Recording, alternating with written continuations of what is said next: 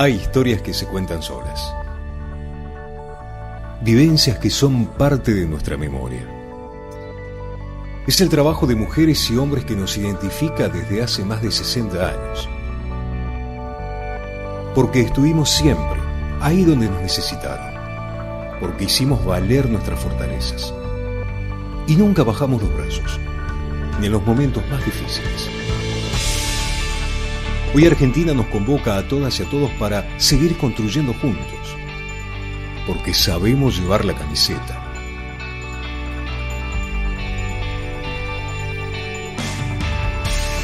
En cada laboratorio, en el territorio que conocemos, en el saber que generamos todos los días. Nuestra bandera son millones de compatriotas, de La Quiaca a Ushuaia, con quienes escribimos esta historia. Y lo seguiremos haciendo, porque contamos con lo más importante que puede tener toda buena historia: sus protagonistas. Son ustedes. Somos INTA. Es Argentina.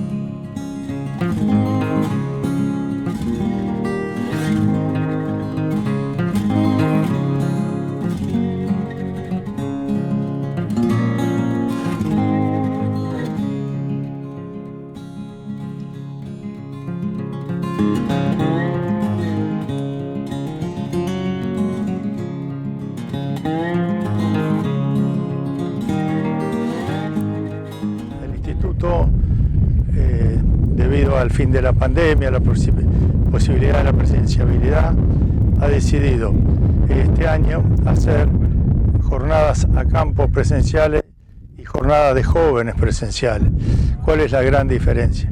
La diferencia es que queremos que todos los jóvenes, que son la generación del futuro, también compartan con los distintos productores las diversas actividades que se realizan, y no que piensen que después de terminada una carrera o una especialización el campo no vuelvan al campo. Esto para que sepan cómo se funciona, cómo se hacen las cosas.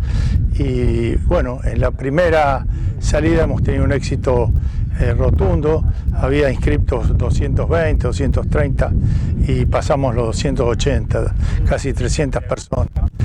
El recorrido de este campo es un campo interesante donde se ven varias actividades a la vez. Es un campo con ciclo completo, es un campo con, de acuerdo a las circunstancias, puede vender invernada, trabaja con inseminación a tiempo fijo tanto en vaquillonas, tanto en vaca seca. Sería la vaquillona de segundo parto la que recibiría la inseminación a tiempo fijo. Luego el resto es con toro. Por otro lado, hemos visto que compran la corteza del pino y hacen un compost que luego sirve como sustrato, como sustento para nuevas pinos donde se desarrollan en los viveros. Fundamentalmente este sustrato permite el crecimiento del pino para luego ser trasplantado a los lugares. Por lo que vemos acá, tenemos casi 2.000 hectáreas de pino plantado, y van plantando todos los años una cantidad de hectáreas, porque estiman el primer corte a los 20 años. También hemos visto que luego de una sequía muy importante acá, esta es una zona con 2.000 milímetros anuales y tuvieron una sequía muy importante, Y ahora que después de llover vemos una cantidad de pasto con algún problema que nos decía el dueño del campo, el productor, una zona con una falta de fósforo que están estudiando independientemente de la suministración de sales minerales, de algún otro sistema para que los pasturas les rindan mucho más. La ganadería silvopastoril, que nos mostraron también, hace que el calor en el verano sea mucho menor, y eso hace que el engorde, el desarrollo también sea mayor.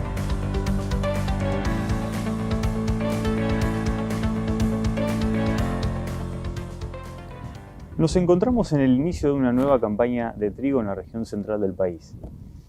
En particular, esta campaña de la 2022 se presenta en un marco de precios relativos, ya sea de insumos y productos, bastante particular. Como sabemos, los factores productivos que se asocian al cultivo son varios, muchos de índole biótica y otros abiótica, los cuales se dan durante el ciclo del cultivo, pero en el inicio de la campaña podemos tomar algunas decisiones con cuestiones que ya tenemos en nuestros lotes y solo resta caracterizarlas. En este marco, el agua inicial en el suelo es uno de los indicadores que tenemos que tener en cuenta, particularmente en el contexto de esta campaña, no solamente por lo que dijimos anteriormente, sino también por las particularidades de las campañas precedentes, ¿no? Principalmente dadas en un contexto de precipitaciones por debajo de lo normal, en donde muchos lotes han quedado con contenidos hídricos a profundidad escasos, y con la particularidad que no hemos tenido en la mayoría del norte de Buenos Aires y sur de Santa Fe recargas adecuadas en la época otoñal. A ver, ¿por qué decimos que el agua útil a la siembra es importante? Porque especialmente en el cultivo de trigo podemos explicar a través de este indicador más del 50% de la producción alcanzada. En este contexto, si nosotros hacemos una buena caracterización de ese contenido hídrico a profundidad inicial en nuestros lotes, podemos también asociarlo a otras decisiones de manejo, como por ejemplo la fecha de siembra que vamos a adoptar, si es necesario retrasarla en busca de tener una mayor recarga o no. Por otro lado, también definir qué potencial productivo vamos a tener a través de la variedad, si vamos a ir por potencial o vamos a ir por calidad, o también asociarla a las decisiones de manejo relacionadas con la fertilización nitrogenada. Hoy en el norte de Buenos Aires estamos encontrando contenidos de agua útil inicial a los 2 metros de profundidad que están entre 150 y 250 milímetros de agua útil disponible. Este rango de 100 milímetros, uno de los principales pasos que tenemos que tener en cuenta a la hora de hacer un correcto muestreo de humedad inicial en nuestros lotes que van a trigo es estar seguros del ambiente que estamos intentando caracterizar. Cuando decimos de estar seguros del ambiente, es tener certeza de las condiciones texturales a profundidad. ¿Por qué decimos esto? Porque la caja de agua útil que nosotros tenemos en el suelo, entendida entre punto de marchitez permanente y capacidad de campo, que son dos niveles de succión a los cuales el agua va a estar disponible fácilmente o más difícilmente disponible para nuestros cultivos, tienen una relación estrecha con el contenido de limo, de arena y de arcilla de cada uno de los horizontes que componen nuestro perfil de suelo. En este punto nosotros tenemos que plantearnos cuál va a ser nuestro objetivo y cuál va a ser el nivel de precisión deseada en la caracterización del agua útil a la siembra.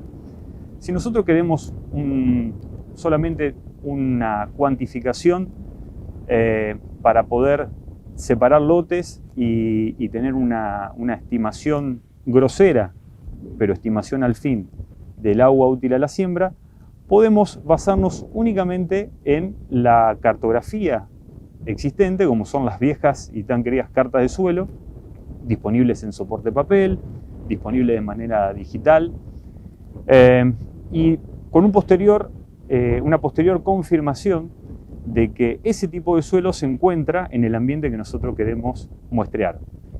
Y aquí tenemos que separar en lo que son las unidades taxonómicas, que en definitiva es el tipo de suelo que nosotros queremos muestrear, y la unidad cartográfica. Tener una buena interpretación de si ese tipo de suelo se asocia en el paisaje con otros tipos de suelo o es el suelo que predomina en ese ambiente.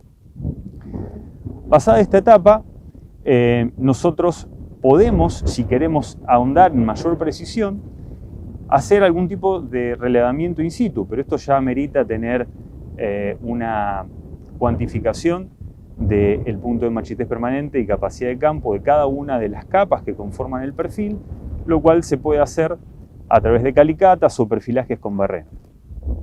Una vez que nosotros estamos seguros de esta etapa, ya tendríamos que estar pasando a lo que es el plan y la metodología de muestreo. Aquí lo que nosotros tenemos que hacer es disponer de los materiales adecuados, que es un barreno de profundidad, que pueden ser los barrenos comúnmente conocidos de media caña, pero con extensiones hasta 2 metros de profundidad, los cuales vienen manuales o también pueden venir hidráulicos, ¿no? Estos últimos agilizan bastante el proceso de muestreo, pero todo va a depender de la cantidad de lotes que nosotros tengamos que muestrear. Cuando nosotros ya pasamos a la etapa del muestreo en sí, por lo menos tenemos que realizar 3 estaciones de muestreos por ambiente, y en cada una de estas estaciones de muestreo vamos a intentar tener una muestra de suelo por cada una de las capas de suelo que nosotros tenemos a profundidad. Estas capas de suelo, comúnmente llamadas horizonte, podríamos respetarlas estrictamente, que sería lo correcto, o también podemos hacer un muestreo a intervalos fijos, por ejemplo, cada 20 centímetros a 2 metros de profundidad, con un posterior prorrateo de las constantes hídricas para poder tener una aproximación adecuada a este contenido de agua en el suelo. Y por último tenemos que proceder al secado de esas muestras. Hay distintas alternativas. Esas muestras pueden ser llevadas a horno a 105 grados por 24 horas, que sería la técnica correcta, pero también hay adaptaciones metodológicas que se pueden hacer, o aproximaciones metodológicas que se pueden hacer mediante hornos eléctricos y también microondas. Una vez que nosotros tenemos ese dato de humedad gravimétrica, que es el deseado, lo transformamos a humedad volumétrica, multiplicándolo por la densidad aparente de cada una de esas capas que nosotros hemos muestreado, capas u horizontes, lo cual, afectándolo por el punto de marchitez permanente, nos va a permitir tener el contenido de agua disponible para esa capa. La sumatoria de todas estas capas nos va a dar una idea del agua a la siembra para nuestro cultivo de trigo. Otra posibilidad es inferir la humedad de nuestro suelo con una metodología que se denomina humedad al tacto. Esto requiere cierta expertise por parte de la persona que lo realice, pero con la realización en el tiempo y sucesiva en los mismos ambientes, permite de que el operario, el técnico, el productor, agarre cierta experiencia o tome cierto criterio para poder cuantificar la humedad. Lo importante, y más en el contexto de la presente campaña, es hacer el esfuerzo para cuantificar de una u otra manera el contenido de humedad inicial en nuestros cultivos de trigo. Esto nos va a dar un cierto marco de certidumbre de acuerdo a las condiciones iniciales y cómo podemos adelantar o cómo podemos generar ese rendimiento objetivo con el resto de las decisiones de manejo.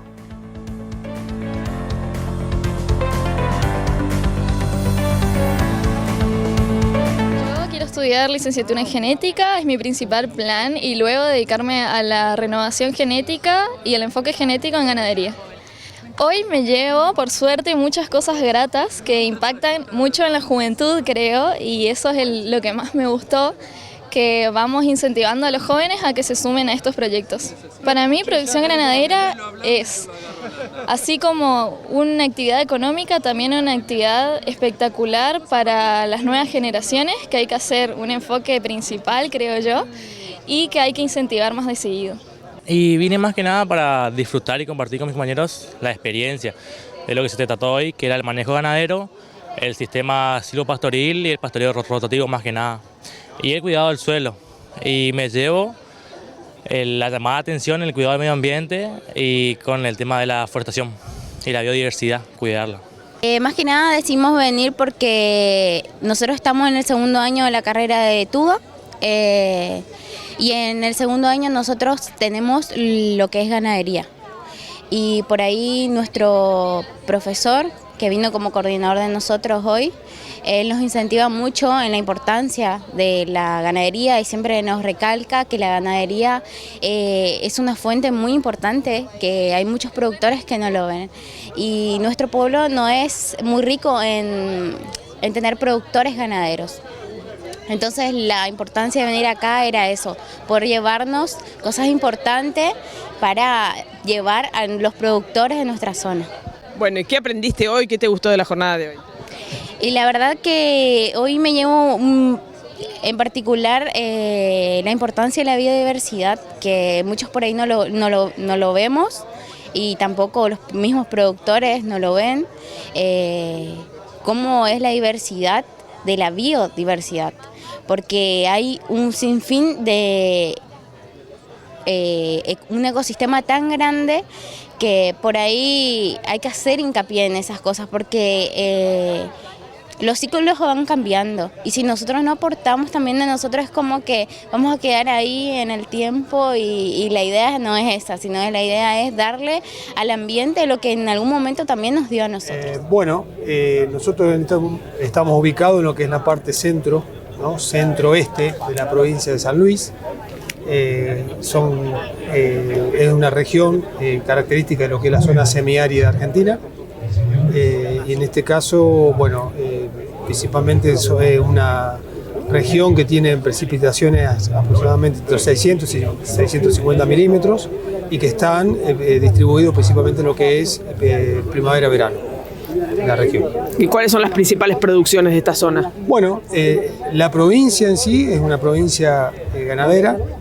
Y dentro de lo que es la ganadería, principalmente la actividad cría es la que prevalece, somos una fábrica de terneros importante, pero hay algunos sectores de la provincia que en función de condiciones climáticas permite realizar otro tipo de actividades dentro de la ganadería, como es el caso de recría y en algunos casos también de ciclo completo, ¿no? Y principalmente, estos campos, por ejemplo, como el oratorio, es un campo mixto, representa un poco el promedio de lo que son los productores de la zona, o sea, representa, es un promedio de lo que encontramos aquí en la región, y donde, al ser de característica mixta, por supuesto convive lo que es la actividad ganadera, principalmente de recría, con la agricultura. Y una parte de esa agricultura, va como commodity y otra parte va asociada a la ganadería en sí también, ¿no? Desde el INTA, ¿qué herramientas o qué, asesoramiento se le brinda a los productores ganaderos para eficientizar la producción acá? Históricamente nuestra estación experimental principalmente estuvo 50 y algo de años en la región y siempre trabajando principalmente sobre lo que es actividad ganadera asociada a lo que es cría, principalmente con pesticidad natural y forrajera, ¿no? Y también en el último tiempo tuvimos que replantear algunas cuestiones de las actividades porque se hizo presente la agricultura en los últimos 20 años y tuvimos que armar nuestra estructura que podamos cubrir ese tipo de demandas, ¿no? Pero principalmente el relacionamiento con los productores, nosotros trabajamos con un sector que es el sector de extensión y estamos con distintos programas de intervención como es Cambio Rural, que varios grupos tienen una trayectoria importante con el tema de grupos acá en la provincia. Después también tenemos algunos establecimientos donde nosotros hacemos seguimiento de sistemas reales de producción y por supuesto las actividades que nosotros planteamos a nivel de estación experimental basada y mirándolo en función de muchas de las problemáticas que están en la región. Por supuesto que con nuestro sistema de extensión también tratamos de llegar y volcarlo a los productores de la zona. Mucho se habla en esta jornada especialmente y en este establecimiento de lo que son las mediciones. ¿Qué importancia tiene el tema, de ser meticuloso con las mediciones y ser periódico y tener esa conducta en el resultado final, ¿no? Tiene mucho que ver. Inclusive, como yo decía, este establecimiento es un establecimiento promedio de la zona, o sea, cualquier productor que esté en esta jornada de la región se va a sentir identificado con el planteo que está viendo y que hace el señor Boetti.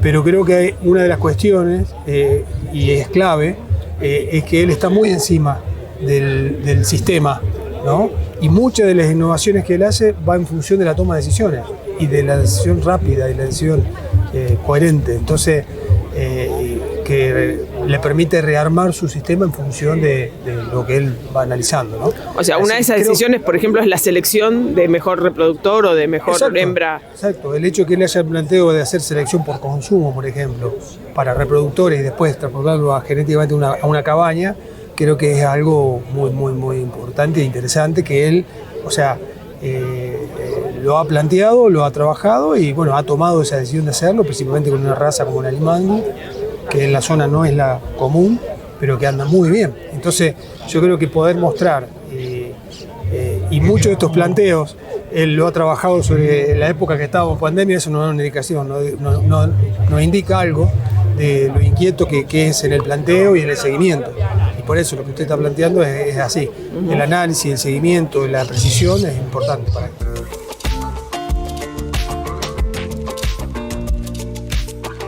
Nuestro trabajo se desarrolla en dos importantes líneas, una evocada a determinar el impacto en el carbono del suelo de la remoción del rastrojo de la caña de azúcar y otra evocada a determinar cómo esas prácticas de remoción alteran las emisiones de gases con efecto invernadero. Dos de los importantes experimentos son uno en los sitios productivos en Ledesma y otro en un sitio productivo en Tucumán, en el cual tenemos como fin evaluar cómo las diferentes tasas de rastrojo alteran tanto las emisiones como la dinámica del carbono en el cultivo. La ecofisiología justamente lo que busca es una interacción entre lo que son el cultivo en sí, el ambiente y las prácticas de manejo. Entonces lo que buscamos es que esas prácticas de manejo interaccionen con la genética y el ambiente, buscando la sustentabilidad, o sea, buscando una producción con menos impacto ambiental. En este caso particular de la caña de azúcar, lo que estamos buscando es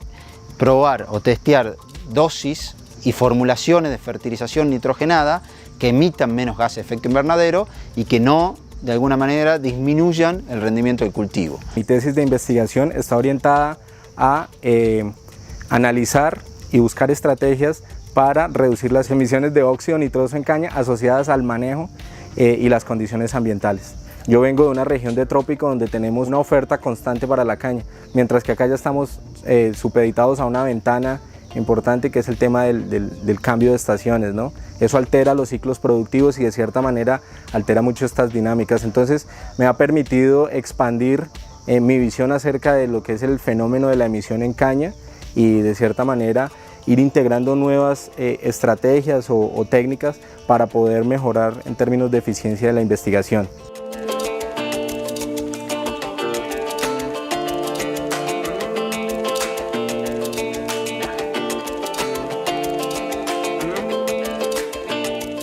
Venimos imaginando con esta empresa de hace varios años que es cómo integrar la cría, las decisiones en la cría para el rodeo de cría e incluso generar genética para otras empresas que hacen cría, pero con conceptos de rendimiento, de conversión, de lo que ocurre con su descendencia. O sea, a veces la cría se mira a sí misma y habla de producir más terneros o tener mayor cantidad de terneros por vaca entorada. Eso está bien, eso se llama eficiencia reproductiva. Pero una vez alcanzado un cierto nivel de eficiencia reproductiva alta, importa también cuántos kilos de carne ese ternero puede llegar a producir en su vida futura, en la etapa de terminación, cuánto rinde ese animal en rendimiento, no solamente en res, sino en cortes minoristas, en cortes en carnicería, y a su vez con qué conversión se logra ese producto, o sea, cuál es la conversión del alimento. Hoy está muy claro que la presión social y todo el negocio nos empuja a lograr la mayor conversión posible de insumos, sea pasturas o alimentos de corral, a carne efectiva. Entonces ahí hay un proceso de selección por conversión. Y una de las decisiones de este emprendimiento, de esta empresa, fue incorporar las mediciones de consumo residual, que es una medida que muestra la capacidad de los animales de producir en función de lo que consume y si son más eficientes o no que otros. En definitiva, si yo mido el consumo de un animal en forma continua durante 60 días, obtengo el promedio y ese es el consumo observado, lo puedo comparar contra un consumo esperado, que se hace un cálculo a partir de lo que hizo en grupo, y si ese consumo esperado es superior al observado, o sea que el observado es más bajo, nos habla de un RFI negativo. Eso quiere decir que el RFI o el consumo residual negativo nos habla de que un animal es más eficiente de lo esperable en promedio, consecuentemente es un atributo interesante de ese individuo, o sea, come menos de lo esperado para producir lo mismo. Eso fue clave hacerlo con estos sistemas de monitoreo continuo de consumo. ¿Con qué herramientas se puede contar para este tipo de Bueno, para eso mediciones? hay que usar los comederos estos de que son automáticos y de registro individual de consumo que detecta al animal cuando accede al comedero. Los animales están en grupo, están en un lote, pero tiene que detectar individualmente a cada uno y todo el tiempo. Eso si no se dispone, no se puede, digamos, no podemos medir lo que estamos hablando, que es un atributo que en realidad lo medimos en los machos o en las hembras reproductoras. ¿Por qué? Porque sería imposible medir cada novillo, pero lo que queremos hacer es tratar de predecir a través de la heredabilidad qué podría eventualmente hacer la descendencia, que son justamente lo que genera la carne, o sea, los novillos o las vaquillonas, hijos de esos reproductores. Dicho eso, el espacio de mejora es muy grande, o sea, de las mediciones hechas en este predio, por ejemplo, no se salen de los rangos que ya se han medido en otros lados, y hay diferencias entre las puntas, capaz que de un 30 o 40% de eficiencia de conversión, o sea, de consumo residual. Consecuentemente estamos hablando por ahí de producir carne a razón de una conversión de 8-1 versus 6-1 o 5-1. Desde el punto de vista del negocio es muy interesante, desde el punto de vista ambiental también, porque en realidad esto de encontrar los animales más eficientes empezó con un componente alto de bajar emisiones, bajar huella de carbono, mejorar la eficiencia ganadera y que sea un aportante a los balances de carbono y no un usuario de carbono neto, ¿no? O sea, es una práctica recomendada, digamos, para toda la cría, claro, más allá de esta zona en particular. La cría en el mundo está intentando hacer esto, intentando medir reproducción, reproductores y el espacio de mejora, porque si bien uno habla de que podemos ser eficientes en los grandes grupos, en los grandes lotes, a su vez encontrar dentro de los grandes grupos o de los grandes rodeos, encontrar la variabilidad y encontrar los que mejores producen es un espacio de mejora muy importante. Ya de hace mucho tiempo, como disertante de charlas técnicas, de cursos o en charlas en distintos lugares, y hoy me toca un rol que es la primera vez que lo hago, así que sepan dificultarme mi ignorancia sobre el tema, que es de ser moderador. Cuando me propusieron ser moderador, lo primero que hice es fijarme qué quiere decir moderador, o qué quiere decir moderar, y me enteré que moderador es lo mismo que mediador y lo mismo que pacificador. Lo de pacificador me parece que está de más, porque no creo que nadie se pelee con nadie. Este es un Zoom técnico del cual van a salir todos muy contentos y capacitados, pero no creo que tengan que llegar a esa instancia. Bueno, en primer lugar, esto va a ser un Zoom con dos temas fundamentales. Uno es un tema forestal y otro es un tema de estrés térmico en ganado de cría y sus implicancias en la eficiencia reproductiva, que va a estar dictado por dos personas, por dos compañeros. El primero que quiero presentar, que no lo conozco personalmente, lo estamos conociendo virtualmente acá desde Dolores, que es Joaquín Armendano. Él es un veterinario especialista en salud animal, magíster en sanidad animal y máster en salud pública. Actualmente se desempeña como docente e investigador en el Departamento de Fisiopatología de la Facultad de Ciencias Veterinarias de la Universidad Nacional del Centro de la Provincia de Buenos Aires. Lleva adelante líneas de investigación seleccionadas con la reproducción, sanidad animal y epidemiología, con foco en los efectos del cambio climático y el estrés por calor sobre la salud. Este es el primer tema que se va a tratar a cargo de Joaquín, a quien, repito, tengo el gusto de conocer. El segundo disertante que va a tratar sobre temas forestales, posibilidad de forestación en la provincia de Buenos Aires y seguramente Cuenca del Salado en particular, y la eficiencia que puede tener esta implantación o esta introducción en la silvicultura para morigerar o atemperar los efectos adversos que pueda tener sobre el ganado vacuno y sobre el tema de reproducción que hablábamos anteriormente, y me estoy refiriendo a Rodolfo Fito Martiarena, que es un integrante de nuestro grupo de trabajo, de nuestra agencia, bueno, no es agencia, de nuestra oficina en Dolores, desde hace muy poco tiempo. Tenemos el gusto de tenerlo como compañero. Es una hermosa especialidad, al punto que cuando yo empecé a estudiar hace muchísimos años no sabía si hacer agronomía o ingeniería forestal en La Plata y me decidí por ingeniero agrónomo, por eso es una hermosa carrera.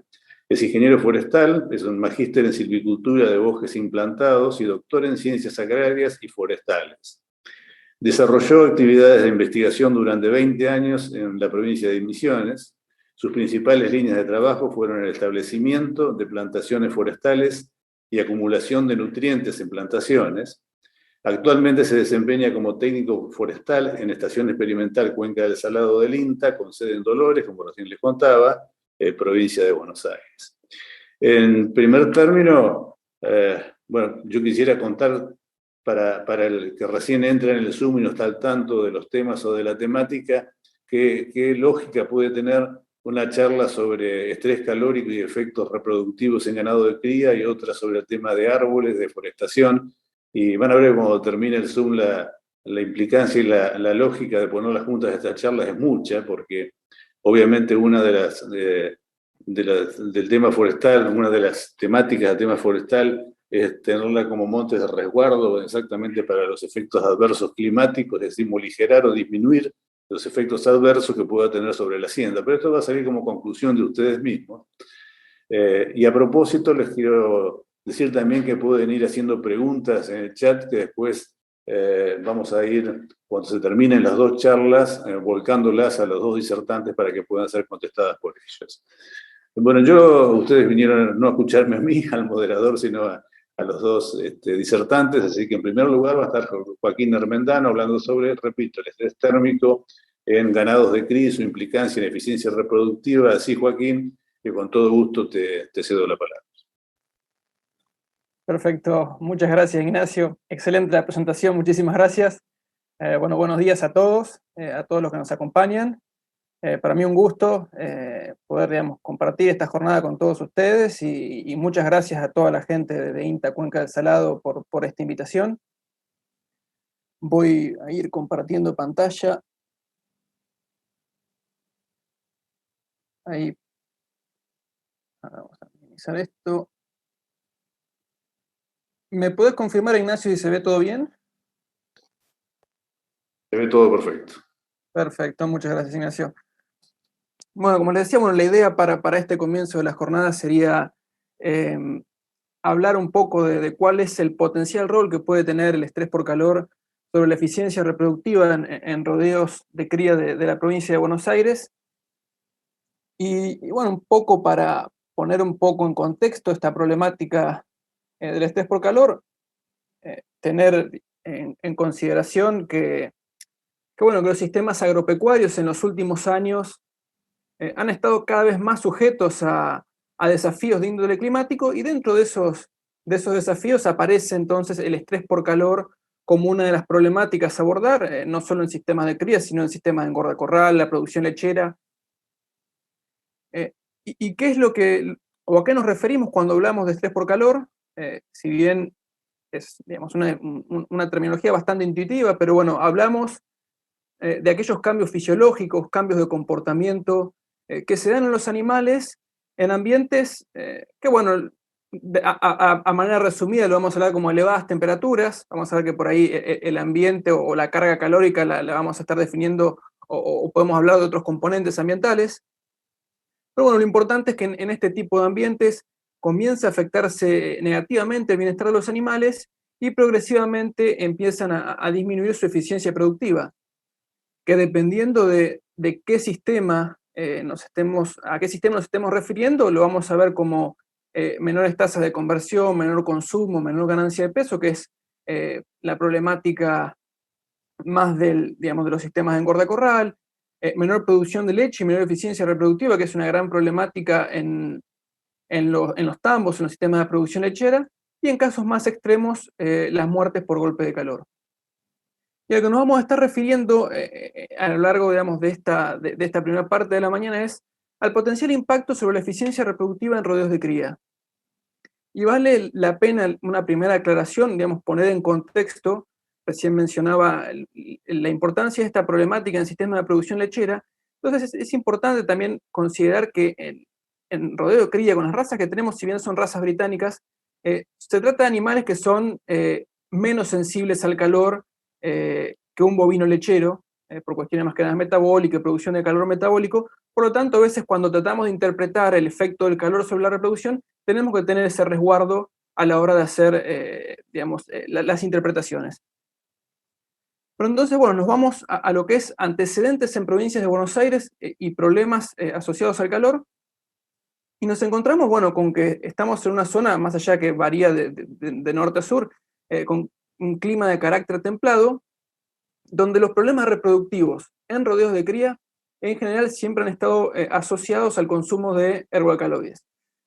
Ergoalcaloides, para aquel no familiarizado, tiene que ver principalmente el consumo de festuca tóxica, que es, digamos, bastante conocido en el ámbito de la cuenca del Salado, que lo que provoca el consumo, digamos, de estas sustancias es, entre otras cosas, afectar la capacidad del animal de disipar calor. Por lo tanto, así como hablábamos que por ahí el bovino para carne es un poquito menos sensible que el bovino lechero, en estas circunstancias donde puede eliminar menos calor acumulado, se hace más sensible o más proclive a la aparición de efectos negativos sobre su capacidad productiva. Más allá de que, bueno, todo el tema de la festuca tóxica es de larga data y sigue siendo y va a seguir siendo un problema muy vigente en la región, el objetivo de la presentación es más que nada hablar sobre una consulta más reciente, que es el efecto directo del calor, es decir, en aquellos animales que no se encuentran necesariamente pastoreando una festuca tóxica. Y el evento o el antecedente más resonante data de algunos años atrás, 2013-2014, donde hubo reiteradas consultas por, digamos, eficiencias reproductivas que habían caído por debajo de los promedios históricos de algunos establecimientos, en rodeos a priori con sanidad controlada, sin pastoreo de festucas tóxicas, y bueno, y este interrogante de si las condiciones ambientales en provincia de Buenos Aires podían afectar la eficiencia reproductiva en un rodeo de cría. Y bueno, en general, en ese momento uno lo que siempre piensa y lo que tiene que seguir pensando es descartar los principales problemas, es decir, todo lo que haga enfermedades de la reproducción, principalmente enfermedades venéreas y problemas nutricionales. Pero bueno, se fue recabando algo más de información y, por ejemplo, una constante en ese año, en ese servicio, de aquellos que habían, tenido este tipo de problema, era que notaban que esos menores porcentajes de preñez estaban dados principalmente por falta de preñeces en la cola, es decir, venían con una buena cabeza, cuerpo de preñez, pero faltaban los animales de la cola, que por ahí, al menos en términos teóricos, no es lo que uno espera cuando habla de enfermedades venéreas o problemas nutricionales, donde, por ejemplo, veo, digamos, por ahí un impacto mayor al que se había observado, y además que la distribución tiende a ser más con preñeces en la cola que en la cabeza y el cuerpo. Sumando además más información, esto es del datos del Círculo Veterinario de Rauch de ese mismo año, recabando por ahí información bastante cruda, pero de un gran número de animales, se veía a su vez que los rodeos más afectados eran aquellos que habían tenido un servicio más tardío, más de noviembre, diciembre, enero, en contraste con servicios un poco más anticipados. Pero llamativamente, o como un dato muy importante, era que inclusive en ese grupo de establecimientos había rodeos que habían superado, que no habían visto afectado su eficiencia reproductiva en ningún punto, lo cual dejaba entrever que además de un potencial efecto ambiental había cuestiones vinculadas al manejo, inclusive, bueno, este dato también a la sanidad, pero bueno, al manejo reproductivo que podían estar modificando el efecto del ambiente. Tratando entonces de analizar, bueno, cómo había sido, en primer lugar, las condiciones ambientales de ese verano. En la gráfica, este mismo servicio 2013-2014, lo que se ilustra es desde octubre a febrero, la cantidad de horas por día que los animales estuvieron bajo condiciones de estrés por calor.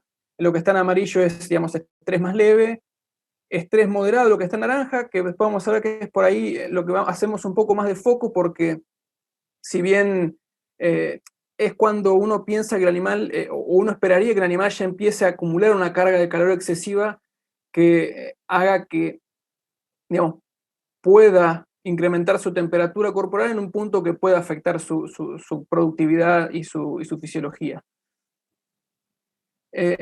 Lo que se observó, bueno, en diciembre es lo que fue hasta ahora, creo, una de las olas o la ola de calor más larga e intensa que se registró en la parte central de Argentina, seguido por una importante ola de calor registrada en enero.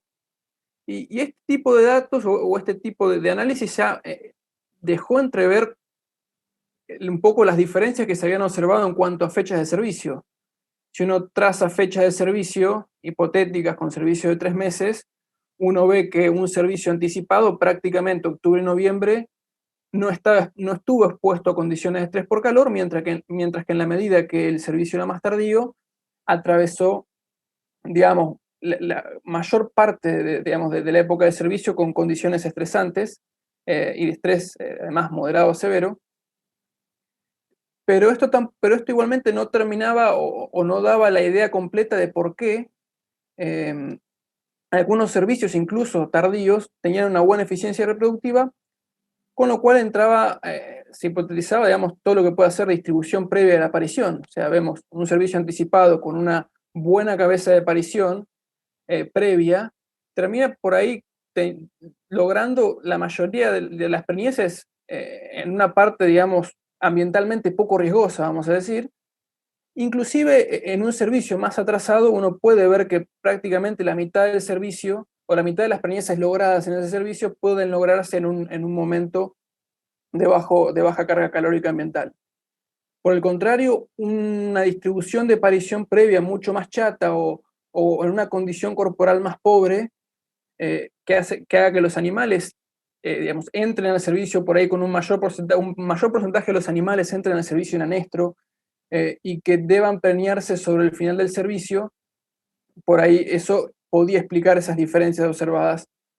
Sobre todo, digamos también que otro dato fue que la diferencia entre los picos de las olas de calor fue más o menos la duración de un ciclo estral en la vaca, por lo tanto uno podía suponer que aquellos animales que por ahí se habían visto afectados en diciembre, al volver a entrar en celo, en el siguiente, digamos, su siguiente celo, también podría haber sido afectado, y si el servicio terminaba el 31 de enero, hablando de servicio natural, digamos, ya fueron animales que no lograron preñarse.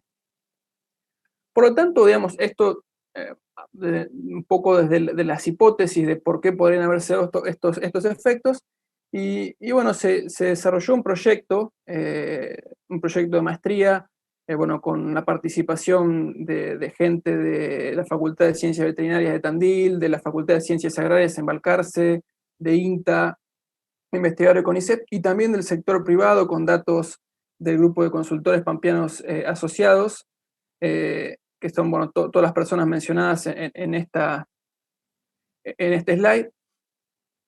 Gloria Monterrobenesi, Ricardo Chacer, Cecilia Pascualini, Ernesto Spat, Anselmo Dion, Laura Echart y Santiago Callejas. Y bueno, los puntos a analizar en ese proyecto, las preguntas a responder, en primer lugar era, bueno, esto que vimos en el 2013, bueno, queremos saber o queremos ver verdaderamente cómo se ha modificado en los últimos años, en los últimos servicios, las condiciones de estrés por calor en provincia de Buenos Aires. El otro punto, y en relación a esto que veíamos al último, de cómo posiblemente la distribución de la aparición, la condición corporal podía afectar, era tratar de evaluar ya con evidencia o con mayor cantidad de datos, verdaderamente si había aspectos relacionados al manejo que pudieran estar influenciando el efecto del ambiente. Y por último, también de acá al futuro, qué es lo que uno espera o qué es lo que puede esperarse en términos de exposición a cargas calóricas excesivas en el futuro cercano y lejano. En relación al primer punto, bueno, ¿cómo ha cambiado las condiciones de estrés por calor en provincia de Buenos Aires? Bueno, acá lo que se trata de mostrar es cómo ha evolucionado desde el servicio 1980-81 hasta el servicio 2016-2017, involucrando el periodo de octubre a febrero, cómo ha incrementado la cantidad de días con condiciones de estrés moderado a severo, que las definimos como aquellos días en los cuales el ITH fue mayor a 79. Por ahí no es muy amigable el gráfico, pero bueno, para este tipo de análisis lo que utilizamos fueron registros de estaciones del Servicio Meteorológico Nacional y del Instituto Nacional de Tecnología Agropecuaria, y el gráfico muestra lo que son anomalías, que las anomalías en realidad lo que son es la diferencia entre el registro observado en cada uno de esos servicios en comparación con las medias históricas. Y vemos, por ejemplo, que para Cuenca del Salado y la parte de depresión de la Prida, digamos, toda esta zona en amarillo en el mapa, la normal climatológica, digamos, el promedio histórico 1981-2010, iba más o menos en 18, 19 días con condiciones de estrés por calor moderado a severo durante la época de servicio. Lo que se observó es que, digamos, a lo largo de todos estos años, de todos estos servicios, una tendencia creciente en la cantidad de días con estas condiciones de estrés, pero más importante, digamos, cómo se acentuó ese incremento en la última década analizada. Y prácticamente desde el inicio, digamos, de esa última década analizada hacia el final, hubo un incremento de prácticamente 15 días por servicio en, en la cantidad de días con estrés por calor moderado a severo. Algo similar, ahora analizando lo que son días bajo olas de calor, definido como 3 o más días consecutivos con un ITH máximo mayor a 79.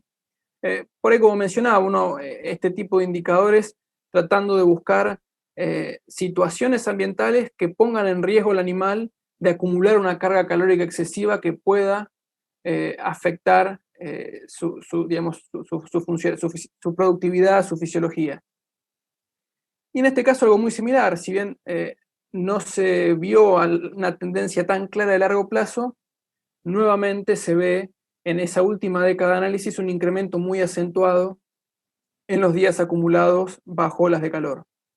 Y a su vez, si uno analizaba esto mes a mes de servicio, uno podía ver que en términos porcentuales el incremento había sido, digamos, siempre este tipo de días aparecen en diciembre, enero, febrero, y un incremento porcentual bastante acentuado en los meses de diciembre y de febrero, mientras que octubre, noviembre no se había visto un incremento, digamos, importante. Cuando nos vamos entonces al segundo punto a abordar, que es, bueno, ¿cómo influyen aspectos asociados al manejo nutricional y reproductivo en relación, digamos, al ambiente y a la exposición a condiciones de estrés por calor? Para esto lo que utilizamos fueron datos recopilados por el grupo de consultores pampeanos asociados, la división ganadería, con datos en este caso que van desde el servicio 2003-2004 hasta 2016-2017, de 7 establecimientos, 3 bien en Cuenca del Salado y otros 4 en una zona un poco más fría de la provincia de Buenos Aires. Todos los datos que voy a mostrar son eran cerca de 32.000 registros de más o menos más de 10.000 vacas, en este caso vacas multíparas con más de 3 o más servicios, todo raza británica y todo con servicio noviembre, diciembre, enero. Se utilizaron animales, digamos, de rodeos sin antecedentes de enfermedades reproductivas, enfermedades venéreas, y que no hubiesen pastoreado festucas tóxicas. Y lo que se trató de evaluar fue, bueno, cómo cambiaba el porcentaje de preñez en esos rodeos en función de la cantidad de días bajo olas de calor que se acumulaban en la última parte del servicio. Por ahí, para dimensionarlo un poco, si nos vamos a lo que es Cuenca del Salado, en promedio, digamos, en esta época de análisis, en la última parte del servicio, en general, lo más frecuente era que hubiese entre 10 y 15 días acumulados bajo olas de calor. Y lo que se puede ver es que, si uno piensa en animales de parición temprana, es decir, la cabeza de parición, y con una buena condición corporal, prácticamente la eficiencia reproductiva que se alcanza es prácticamente independiente de las condiciones ambientales. que tiene que ver mucho con que estos animales van a ser los que se preñen al inicio del servicio. Por lo tanto, como los eventos climáticos más extremos en general ocurren y ocurrieron en la parte tardía del servicio, es decir, desde la segunda quincena de diciembre en adelante, son animales con bajo riesgo de ver afectada su fertilidad por cuestiones ambientales. Si pasamos por ahí animales de una aparición un poco más tardía, pero con buena condición corporal, vemos que ya empieza a ser un poco más sensible a la acumulación, digamos, a los efectos del calor. Lo mismo si vemos animales de una aparición temprana, pero con una condición corporal límite, en este caso, bueno, no lo aclaré, condición corporal buena, hablo de una condición corporal que sea mayor o igual a 5 en la escala de 1 a 9, y una condición corporal límite, una condición corporal de 4 en la escala de 1 a 9. Y vemos cómo digamos, son animales con una eficiencia reproductiva un poco más baja y además más sensibles a la acumulación de días bajo olas de calor. Y por último, por ahí un dato un poco menos preciso, por una menor cantidad de animales, pero en la medida que se trataba de animales que paren más tarde, por lo tanto que tienen más riesgo de entrar al servicio en anestro y a su vez en una condición corporal límite, con lo cual la duración del anestro posparto tiende a alargarse, son animales que son mucho más sensibles a los potenciales efectos de calor en caso de que ocurra algún evento climático extremo, alguna ola de calor. Y de este gráfico final, digamos, por ahí 2 puntos importantes. Si nos vamos por ahí a esta primera parte del gráfico, donde prácticamente hablamos de eficiencia reproductiva en ausencia de algún, digamos, de estrés por calor, se ve claramente en este tipo de rodeo, digamos, sin problemas sanitarios o con una sanidad controlada, sin pastoreo de festuca tóxica, cómo la distribución de la aparición previa y el manejo nutricional y la condición corporal son determinantes en la eficiencia reproductiva, que se ve claramente, digamos, en el escalonamiento que hay de los diferentes grupos de animales, por lo cual la eficiencia global del establecimiento va a estar dada por qué porcentaje de cada uno de esos grupos de animales tienen su rodeo. Pero el otro punto importante, y más que nada en el contexto de cambio climático y de cómo ha aumentado la exposición a condiciones de estrés por calor, bueno, como decía, ninguna novedad, digamos, en que digamos, los aspectos nutricionales y la distribución de aparición sean determinantes en la eficiencia reproductiva. Pero sí algo importante en el contexto de cambio climático es que, además, tener digamos, una mejor cabeza de aparición y manejar correctamente los aspectos nutricionales y sanitarios, disminuye la vulnerabilidad del rodeo frente a la ocurrencia de algún evento climático extremo. Y por último, el tercer punto a tocar, bueno, ¿qué es lo que podemos esperar, digamos, de cara al futuro? En este caso lo que utilizamos fueron estimaciones a partir de la base de datos de la tercera comunicación de cambio climático en Argentina, y se trabajó, bueno, con lo que es el futuro cercano, bueno, que ahora ya, como vemos en el intervalo de años 2015, 2016 a 2038, 2039, parte de esos años ya ahora son parte del pasado, pero bueno, en ese momento era todavía futuro cercano y futuro lejano, bajo 2 escenarios de cambio climático. El escenario, el RCP 8.5, que es algo así como un escenario de continuo incremento en la concentración de gases de efecto invernadero y una suerte de peor escenario, y un escenario más de estabilización como el RCP 4.5. Lo que puede verse en comparación con el pasado reciente en cuanto a la frecuencia de días con condiciones de estrés por calor moderado severo, es que independientemente en el futuro cercano, independientemente del escenario que transitemos, se espera que sigan incrementándose. Y bueno, y ya cuando pasamos al futuro lejano, un poco más de futurología, ahí sí la divergencia entre escenarios es mucho más acentuada. Y lo mismo ocurre con los días bajo olas de calor.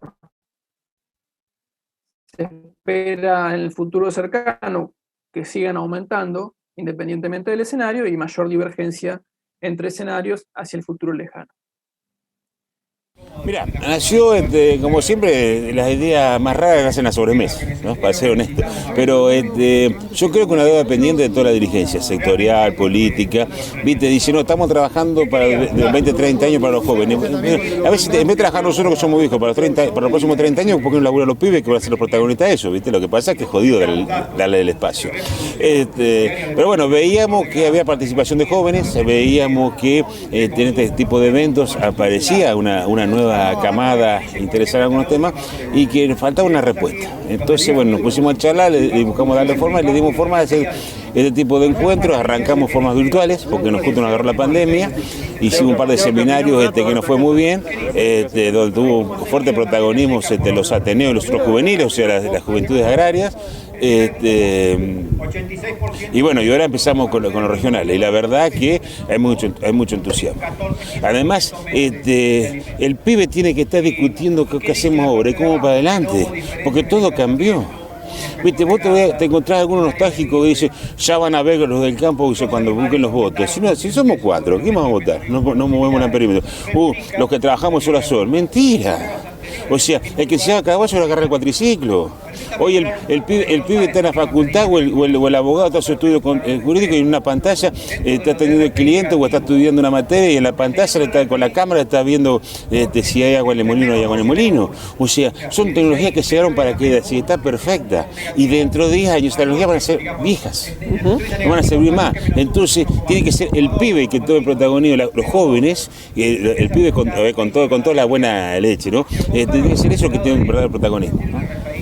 Cuando hablamos de los jóvenes nos estamos refiriendo, digamos, a toda la cadena de ganados y carnes. Me gustaría que contaras quiénes son esos jóvenes que integran. Sí, bueno, nosotros estamos convocando, como es, a la juventud de las entidades agropecuarias, de la mesa de enlace, llámese Ateneos, centros juveniles, juventudes cooperativistas, a los universitarios afines, agronomía, administración de empresas agropecuarias, veterinaria, etcétera, a los jóvenes de la industria cárnica. Nosotros también, de la industria también, esto es un poco mucho más reducido, bueno, pero ya aparecen como es en la industria cárnica tenés el hijo de, es el que está todo el día en el boliche, y también está el empresario joven que está a la par del padre laburando, ¿no es cierto? Hay un recambio generacional que tiene que darse, de hecho, y junto con el recambio generacional vino todo este avance tecnológico, y bueno, entonces estamos apuntando todo eso. Nosotros ya burro viejo no agarra trote, entonces bueno, si tenemos todas las oportunidades de dar los espacios, qué mejor que generar la cuotita de arena para que estas nuevas generaciones afiancen y afirmen lo que están haciendo. Bueno, ¿qué trabajo está haciendo específicamente el IPCBA, digamos? Ahora se viene un punto de encuentro, ¿se llaman? Sí, encuentro de jóvenes, ¿viste? Más desestructurado, ¿cierto? Y eso, bueno, arrancamos en Misiones, la verdad que sorprendidos, para bien. Una semana antes se agotaron los cupos. Así que después vamos a andar por la cooperativa Lehman, norte de Santa Fe, vamos a andar por Río Cuarto, la gente de Rauch también está pidiendo lugares, así que bueno, también eso también demuestra que era un espacio vacío que alguien tenía que llenarlo, ¿no es cierto? Porque cuando pegamos el grito ya empiezan a llamar de diferentes lugares para hacerlo y vamos a empezar a pasar algunos para el año que viene porque no va a alcanzar. O sea, está claro que hay una necesidad real, si no... Estamos en la estancia Santa Cecilia, es una estancia ganadera que también produce pino. Tiene unas 7.000 hectáreas más o menos y estamos en la ecorregión que se conoce como los campos y malezales, ¿no? Estamos en pleno campos y malezales del sur de Misiones, que los campos y malezales es... en general es un pastizal, ¿no? El ambiente, el que domina es un pastizal alto, con unas gramíneas típicas de la zona, con algunos mogotes o islotes de selva paranaense que llegan, ¿no? Es como la parte donde se encuentran los pastizales que vienen desde Corrientes, un poquito más al norte de acá ya arrancaría lo que sería la selva misionera, la selva paranaense. Acá estamos en una zona como de encuentro, ¿no? Con serranías, con ondulado, pero que lo que domina es el pastizal, ¿no? Hay una lista de casi 315 especies de aves, ¿no? Por ejemplo, solo para mencionar las aves, pero es muy biodiversa, lo que tiene en particular que tiene especies que están adaptadas a este ambiente en particular, que no las vamos a encontrar en otro lado, ¿no? Hay algunas especies de aves que están solo en esta región de Argentina, por ahí un poquito donde se extiende para Brasil y Paraguay, pero hay muchísimas especies y sobre todo algunas especies en particular que están amenazadas de extinción porque la mayoría de las especies que habitan en los pastizales, hay muchas especies en particular, que como son los ambientes que se transformaron primero, ¿no? La pampa donde se hizo agricultura, ganadería, fue lo primero que se transformó, y hay algunas especies que están adaptadas a un tipo de pastizal, por ejemplo a un bajo inundable particular, con una especie de pasto en particular, que se vieron amenazadas y hoy están amenazadas de extinción. Y en esta chacra en particular, un poco por el manejo que hacen, un poco porque se tomaron el trabajo de preservar y ahora están tratando de consultarnos a nosotros, que somos los que sabemos de aves. Entonces, hoy no solo están, sino que hay algunas que están volviendo, ¿no? Como están recolonizando áreas de las que habían desaparecido. Y ahora, están intentando o probando con una que se llama manejo holístico, ¿no? Que es tratar de incorporar o de ver la propiedad como un todo, ¿no? En el que uno va rotando la hacienda y como que de alguna manera la fuerza a concentrarse en un lugar y el impacto, el disturbio se genera en un área en particular y se deja descansar a otro sector en el que se recupera la biodiversidad, ¿no? Entonces, con este tipo de manejo lo que se hace es de alguna manera dar una ventana temporal a ciertas especies se regeneran. Hay que hacer menos manejo de fuego porque la pastura está más... O sea, al estar concentradas las vacas como si fuese una manada, comen todo lo que hay, no seleccionan simplemente los pastitos tiernos, entonces no crecen los pajonales que después hay que tratar de... generalmente se eliminan con fuego, entonces el manejo de fuego es un poco menos intensivo. Y además, lo que están tratando de ver es hacer un poquitito más y, por ejemplo, dejar pequeños refugios o santuarios chiquititos, islas de biodiversidad en las que, por ejemplo, se saca el ganado por 1 o 2 años para que recupere una estructura en particular que necesita, ¿no? O sea, los pastizales uno lo tiene que ver como si fuese un bosque en miniatura, ¿no? Tenemos los pastos que son bien pegados al suelo, después hay como un estrato medio, podríamos decir, de pasto, después tenemos los pastos altos.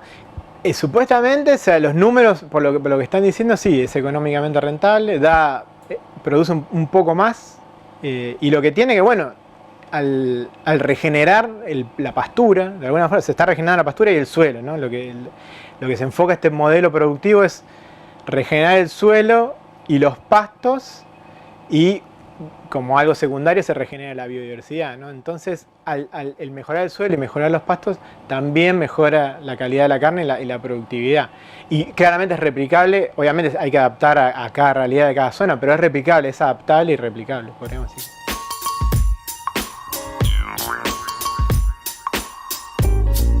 Hace unos años el cultivo de kiwi ha tomado relevancia y hay más interés de parte de algunos productores.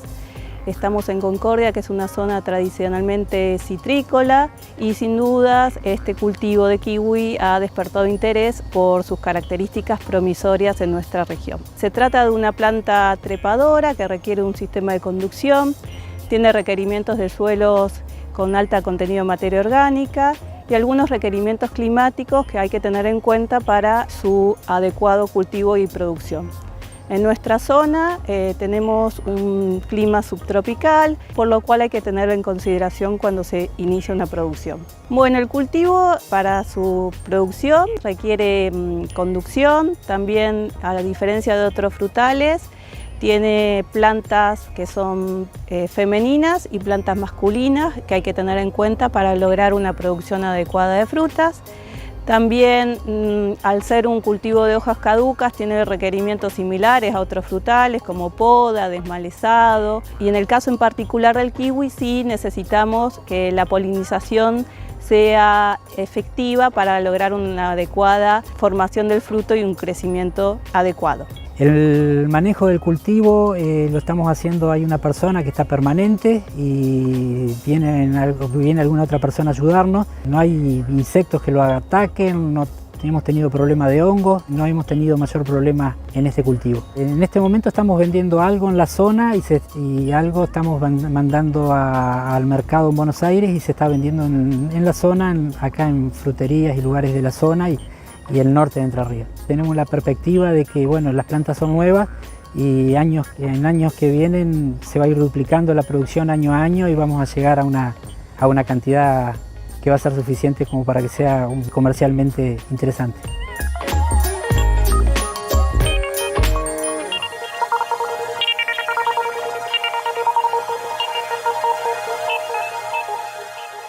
verdad que estamos eufóricos. El primer encuentro presencial, esto lo queríamos hacer, nos vino la pandemia, hicimos algunos por Zoom, pero no es lo mismo. No es lo mismo. Bueno, en primer lugar, agradecer a la gente del campo que nos abrió las tranqueras del campo con una total voluntad, desinteresadamente, bárbaro. Y después, bueno, venirnos acá a Misiones, donde tenés este sistema silvopastoril, donde se demuestra en hechos reales cómo es que la ganadería no es contaminante, 300 jóvenes, cerró por todos lados. Quedó demostrado que hacía falta. Tremenda cómo avanzó la tecnología, cómo avanzó la herramienta, cómo avanzó todo el productor. Vos fijate que tenés un montón de pibes profesionales que están laborando en el campo, donde se recorre, hay cámaras, hay drones, se aumentó la productividad. Yo me acuerdo cuando yo arranqué con mi viejo hace 40 años y ahora, pero ni soñé con un MIS, ni soñé con un rollo, ni soñé con un montón de cosas que hoy es moneda corriente. Entonces, cuando dicen que el productor es ineficiente, cuando dicen que el productor, como sí, hace 40 años que está estancado, no es así. Vengan a estos campos, salgan de la General Paz. Hay un país afuera de la General Paz. Hay un corrimiento. No es lo mismo sacar el 70 al 80% de destete en la cuenca de Salado, en un campo de 100, 200 hectáreas que las ve todos los días la vaca, que sacarlas acá, o que sacarla en un caldenal de la Pampa. Entonces corrimos la ganadería, amontonamos las vacas y queremos sacar más terneros. Se viene renovando todo y se profesionalizó mucho el trabajo, se profesionalizó mucho. Y como es, y yo lo decía un poco hoy en el inicio, los chicos nos tienen que ayudar a los viejos como es a cambiar el mensaje. Nos quedamos en el tiempo también.